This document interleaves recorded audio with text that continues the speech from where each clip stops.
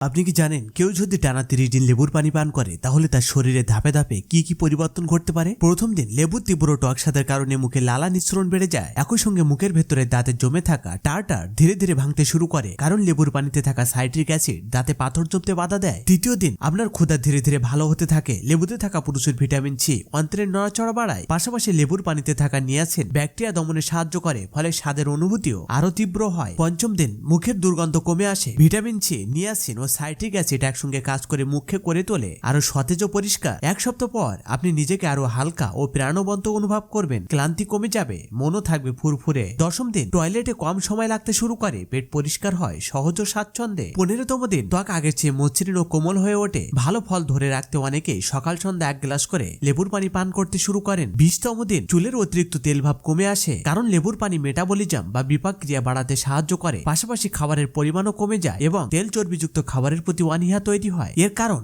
লেবু citric acid ও niacin মুখ ও খাদ্যনালীর জীবাণুর ভারসাম্য বদলে দেয়। 30তম দিন আপনি আরো সতেজ, চনমনে ও আত্মবিশ্বাসী বোধ করবেন। ওজন কিছুটা কমে আসে, শরীরের গঠন হয় আরো সুন্দর ও ছিমছাম। সবশেষে অনুরোধ, আপনি কোথা থেকে দেখছেন সেটি কমেন্ট করে জানান এবং লাইক, সাবস্ক্রাইব ও ফলো করতে ভুলবেন না।